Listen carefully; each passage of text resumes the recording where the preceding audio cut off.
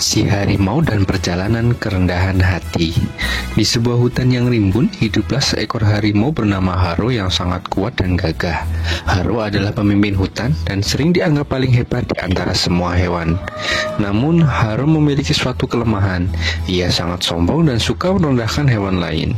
Suatu hari, saat berjalan-jalan di hutan, Haro bertemu dengan seekor kura-kura bernama Kiki.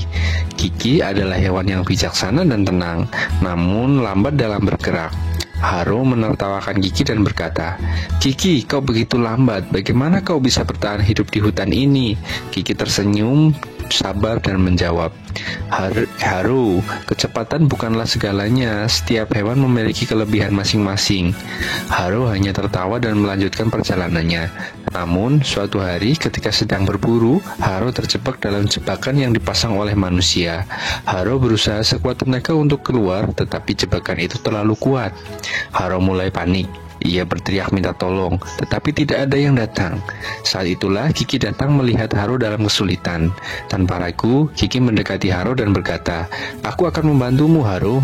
Haro dengan rasa malu menerima bantuan dari Kiki. Kiki dengan sabar dan hati-hati mulai menggali tanah di sekitar jebakan. Meskipun butuh waktu lama, akhirnya Kiki berhasil membuat lubang besar sehingga Haro bisa keluar dari jebakan tersebut. Haro sangat terkejut dan terharu. Ia berkata, "Kiki, terima kasih banyak. Aku telah salah merendahkanmu. Kau telah menyelamatkan hidupku meski aku telah bersikap buruk kepadamu." Kiki tersenyum dan menjawab, "Haro, kerendahan hati adalah kekuatan terbesar. Setiap hewan memiliki kelebihan dan kekurangan. Yang terpenting adalah saling membantu dan menghargai satu sama lain." Sejak hari itu Haro berubah. Ia tidak lagi sombong dan mulai menghargai setiap hewan di hutan.